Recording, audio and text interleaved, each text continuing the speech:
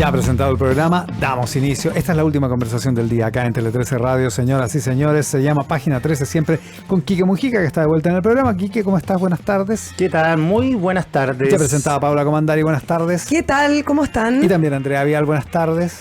Muy buenas tardes. Mira qué equipo directo para disfrutar, para mantener la entretención a la hora del taco.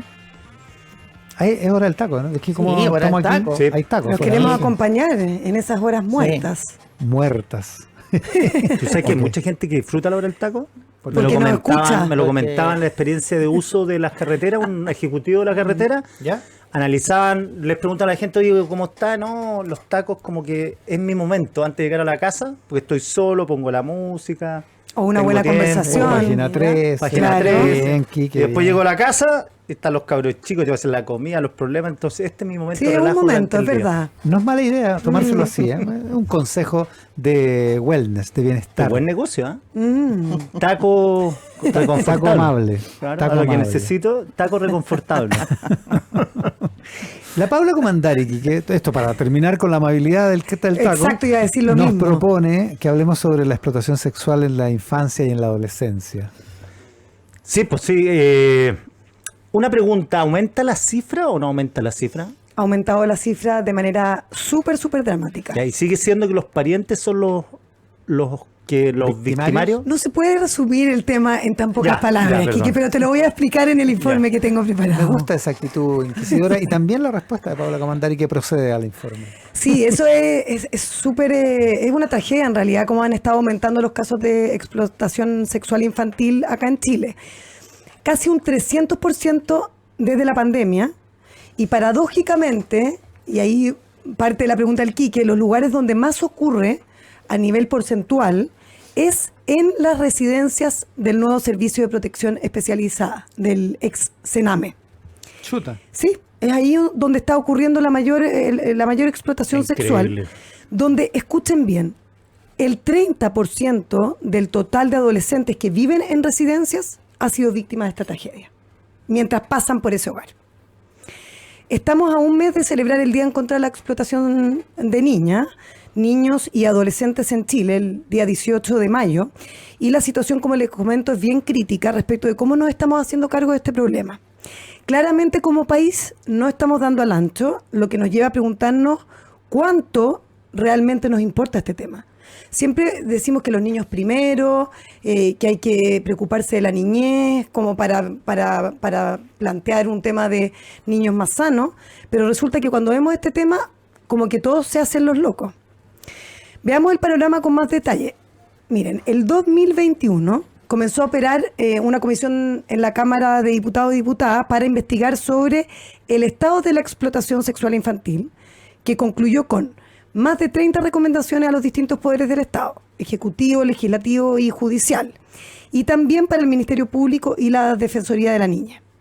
Y paralelamente la Corte Interamericana también realizó indicaciones al Estado, pero lamentablemente no se vieron muchos cambios durante los primeros 2 años. Entonces fue cuando un grupo de fundaciones y de organizaciones de la sociedad civil crearon esta plataforma que la comentamos también el año pasado, Actuar es Urgente, que es un grupo de varias organizaciones que tienen a cargo el foco en familias y niños vulnerables.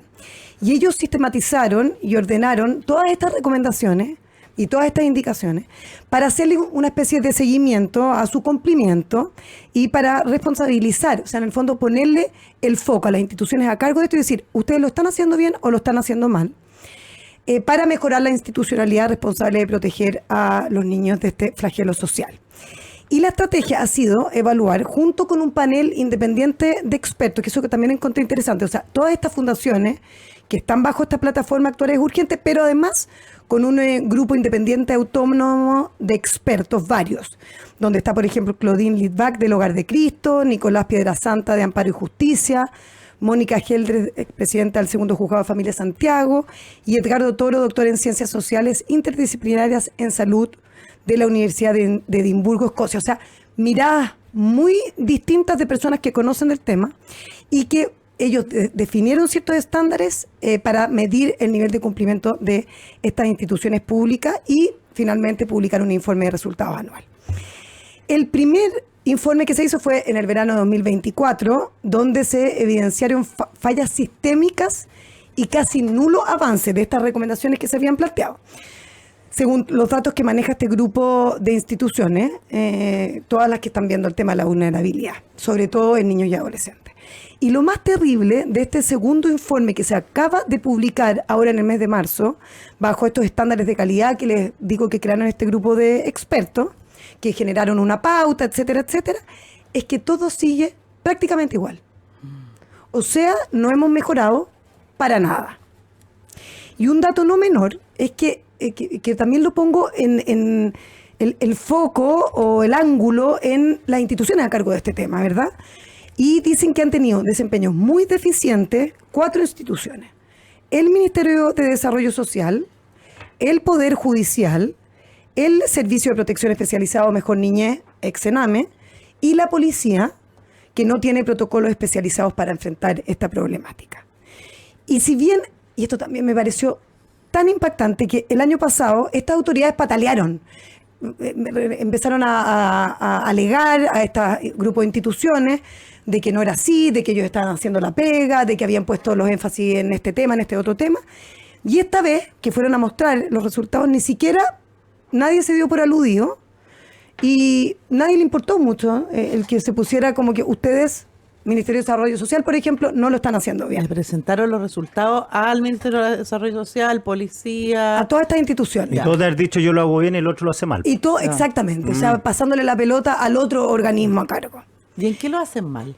Aquí voy. En esta actualización se monitorearon, como les digo, 38 recomendaciones, incluyendo 2 leyes, 36 medidas administrativas, evaluadas además a partir de información obtenida por transparencia y fuentes oficiales del Congreso, que muchas veces además la información por transparencia no llega. Y los resultados, antes de entrar al detalle de lo que no se está haciendo bien, son bien preocupantes porque el cumplimiento de avances de las recomendaciones, son 37 recomendaciones, apenas alcanzan un 34% y la calificación promedio se mantiene en un bajo 2,8 sobre 7, o sea, nota 2,8. El Poder Judicial, por ejemplo, recibe nota 1, pero además porque no entrega la información respecto de las preguntas que le hace este grupo de expertos, si, no sé, han instalado una mejor comunicación entre los distintos tribunales que ven este tema. Y otros porque realmente no se ha hecho la pega. Y todo esto además tiene un punto no menor que no requiere cambio legislativo. O sea, ni siquiera estamos hablando de las leyes que se están discutiendo, por ejemplo, en el Código Penal para subirle la pena a los explotadores. No, estamos hablando de temas administrativos que se podrían realizar perfectamente. Entonces, ¿cuáles son estas recomendaciones? Van desde capacitar a fiscales y funcionarios del Ministerio Público sobre persecución inteligente, teniendo como base las trayectorias de vida de las víctimas, porque muchas veces no saben por dónde han pasado las víctimas, por dónde han pasado estos niños y niñas. La creación de una estrategia especializada para niñas, niños y adolescentes que priorice la entrevista temprana en casos de sospecha de explotación, o sea, preguntarle a los propios involucrados cómo están viviendo o en la familia de acogida o en las instituciones, hasta que las investigaciones sean realizadas por profesionales autónomos y especializados para una investigación objetiva y para que haya un mejor diálogo y flujo de información entre los distintos tribunales de nuestro Poder Judicial, y ya les voy a explicar por qué.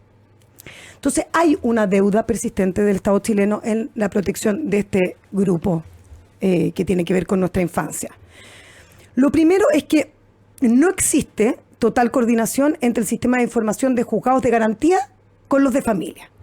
¿Por qué es tan importante esto? Esto significa que los jueces de familia muchas veces no saben de manera inmediata cuando un pedófilo está procesado o condenado por abusador o explotador.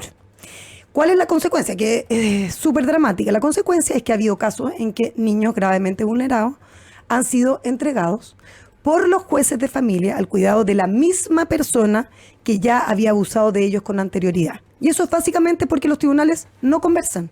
No conversa el tribunal oral en lo penal que juzga, sentencia en contra de un abusador específico, y el tribunal de familia a donde vuelve a enviar... Espérate, o sea, Pauli, una jueza de familia le entrega a un niño a una persona que ha cometido un acto de abuso sobre ese mismo niño. Pero que probablemente no tiene la información de que eso era así. Pero, No, claro. o sea, si no, Será imagínense. una locura, digamos. no, pero supongo que es la excepción. Eso, No es la excepción.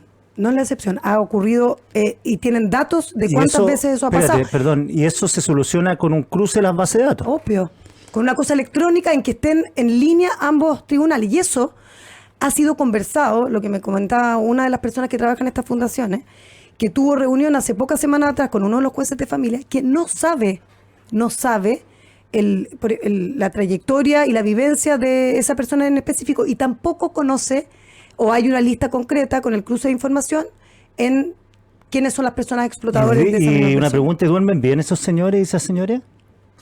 ¿Duermen bien los jueces o sabiendo los que le exploradores? pueden entregar a un niño, a un abusador?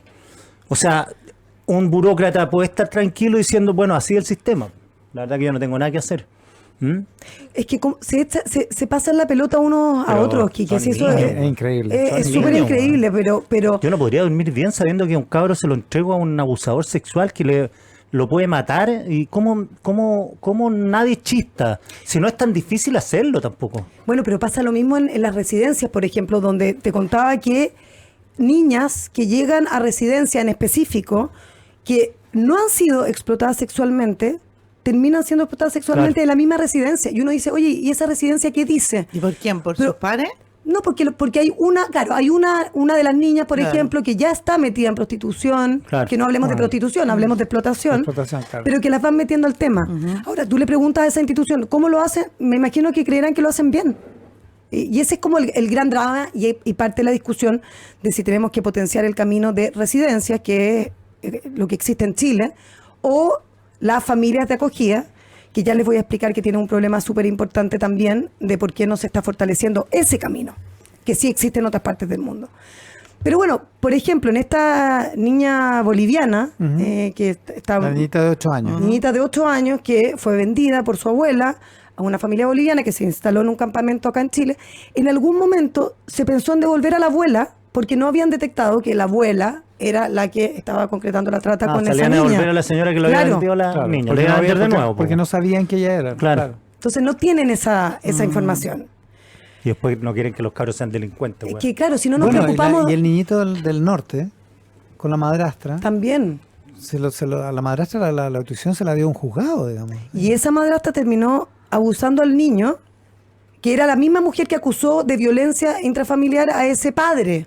Pero finalmente la madrastra terminó abusándolo al niño también. Qué miseria de sociedad, Dios mío. Terrible, terrible. Y lo segundo es que los niños y niñas que son separadas del cuidado familiar, por vulneración, eso es lo más terrible, que estos niños son separados de su entorno familiar porque son vulnerados en esa familia, con graves infracciones a sus derechos, y se les da una medida de protección, ¿verdad?, especializada por parte de los tribunales de familia, que como les digo, tienen dos alternativas en Chile: ir a residencias o a familias de acogida, mientras se solucionan los problemas familiares y vuelven a su casa, eventualmente si pueden volver. Porque también, si no pueden volver, se puede buscar el camino a la adopción. Pero mientras, escuchen este número que es también muy sintomático de lo que ocurre. Los programas de familias de acogida tienen una subvención de 600.000 pesos al mes. Esto es una familia que acoge a un niño que tiene graves problemas de vulneración. Y los programas residenciales tienen una subvención de más del doble, 1.300.000 pesos al mes. Entonces, mientras toda la evidencia internacional, como lo ha recalcado en varias ocasiones Francisco Covarrubias, quien preside Pro Acogida, esta fundación formada por voluntarios y voluntarias que promueve más y mejores familias de acogida, más que residencia, indica precisamente que estas son una mejor alternativa que la residencia, siempre y cuando las familias de acogida tengan los recursos adecuados para atraer a esa niña o niño. Y una pregunta, ¿las familias de acogida son distintos a las postulantes a adopciones, no? Distinto, Muy distinto, nada sí, que ver, Ya. sí. No, digo que... Lo otro es una como respuesta definitiva, y se supone que las familias acogidas, mientras se puedan reintegrar a su Ya. núcleo familiar. Pero pueden estar correlacionados en la medida que lo más probable que esos niños vuelvan al mismo ambiente que están. O sea, es bien utópico pensar que van a llegar, la mamá ya no va a hacer pasta basera, el papá ya no va a Es que hacer... no siempre buscan que vuelvan de la mamá. A veces la puede recibir una Un tía. primo, Se supone un que el niño tío. siempre va a estar mejor en su ambiente Familiar. familiar. Supuestamente. Supuestamente. Se busca en el fondo algún miembro de la familia que pueda acogerlo. pero también algunos pueden ir a adopción desde ahí. Claro, porque digo, si el Estado fuera proactivo en esto, se haría un seguimiento, no capaz que lo hagan, un seguimiento de la experiencia de los niños que vuelven para ver cuál ha sido, porque estamos hablando capaz que el 95 vuelve a unos ambientes de porquería, entonces la política pública no sirve. Es súper importante ese punto, Quique, porque hay muy poco seguimiento. Además, Claro. se supone que los propios jueces tienen que hacer el seguimiento de los niños. Muchas veces no se hace. Y además, como que prefieren que los niños se vayan a una residencia, porque cuando tienen que fiscalizar, además van por 30 niños a un solo lugar. Claro. Entonces no van a la familia de acogida, que yo de verdad me pregunto por qué no se incentiva ese camino. Claro. Porque hay familias que quieren acoger a niños y niñas y adolescentes que están en vulnerabilidad. Pero claro, probablemente no lo hacen porque no les alcance. Fíjense el dato. Las familias de acogida que reciben, como les decía, en ese modelo, una subvención de 600.000 pesos al mes, solo reciben 90.000 por niño al mes. Entonces es un monto bajísimo para alguien que se tiene que hacer cargo, se supone que de un niño que además tiene hartos problemas. Entonces, muchos se preguntan por qué no se iguala el monto de subvención con la residencia, que serían programas que lograrían captar familias, porque las hay.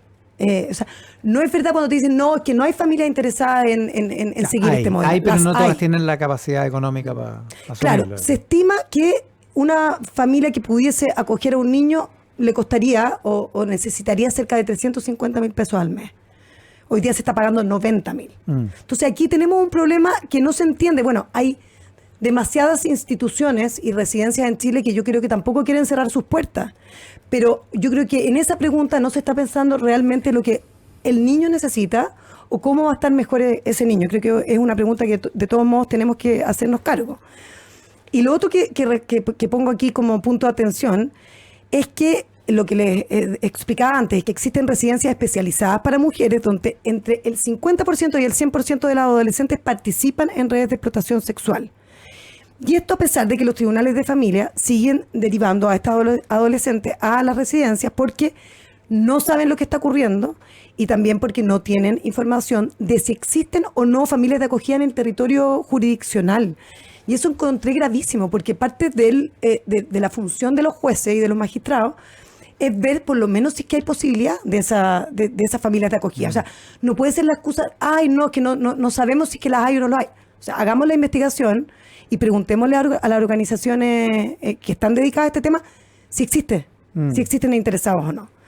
Me comentaba Rafael Rodríguez de la Fundación San Carlos de Maipo, que es uno de los que está a cargo de calificar a los responsables de mejorar esta administración de las políticas y programas en cuestión, y que ahora están preparando una campaña muy potente, básicamente para concientizarnos a todos, a los ciudadanos, pero también a las autoridades, que la explotación sexual infantil pasa también porque lo que han conversado con los propios magistrados, y por eso que lo pongo de relieve y con énfasis, es que desconocen que hayan malas prácticas en la residencia y tampoco asumen como propio el tener que decidir dónde vuelven esos niños, niñas y adolescentes. Y aquí vuelvo a un tema burocrático espantoso, No, es terrible. de que en el fondo, ¿quién entonces es el que decide dónde van estos niños? ¿Quién es? Los jueces dicen, no, que eso no es responsabilidad. Bueno, suena como que debiese ser una responsabilidad del servicio, que es la institución a cargo. Pero por lo menos hagamos el esfuerzo de crear un reglamento en el Poder Judicial, por ejemplo, que defina cuál es la institución que es la encargada de eso. Y una. Porque no, con 4 todos se echan la culpa. Claro. Exactamente. Tiene ¿Qué que es lo que haber ocurre una ahora? que centralice, pero tiene que ser la accountability. Pero yo tengo entendido que es el juez o la jueza de familia la que decide dónde va el niño. Pero ellos dicen, nosotros no tenemos la información, por lo tanto, no se hacen cargo. No, pero es una locura. Es- Todo lo que estás describiendo es una locura. Locura. Increíble. Bueno, Sí, cuando sí. dicen cómo terminar con la delincuencia, lo primero que hay que hacer es partir con ahí. Prevención, cuando dicen, no, es que la prevención no sirve, no cuesta tanto arreglar ese problema. No cuesta Es tanto. solo o sea, voluntad y una cuestión mínima de sensibilidad de la burocracia con los problemas. que es lo que está atacando a las grandes problemáticas, porque cuando estamos hablando de explotación sexual de niños, niñas y adolescentes, uno dice, ¿cómo aquí no se ponen las pilas también el mundo parlamentario? Hablaba con varios parlamentarios que están en la Comisión de Familia de la Cámara de Diputados, Y me dicen, sí, es un tema terrible. Yo digo, ya, pero además de ser un tema terrible, ¿cómo lo hacemos para hacer que por lo menos las leyes sean más expeditas? Siguen varias discutiéndose. Es verdad que han habido 2 leyes aprobadas en el último tiempo, pero además, lo que decíamos antes, esto no es un tema legislativo y de leyes, sino que disposición Y de los política. ministerios, Voluntad pero más allá política. de cosas administrativas que ni siquiera necesitan discusión. Claro, que Claro. converse Yo un me acuerdo sistema el Hacer año bien la pasado. pega, digámoslo. Hacer bien la Exactamente, pega. hacer bien la pega. El Andrea año Vial. pasado nosotros me tocó un RAT que hicimos un informe nacional de visita a los centros residenciales del Servicio Nacional de Protección que hace todos los años la Corte Suprema.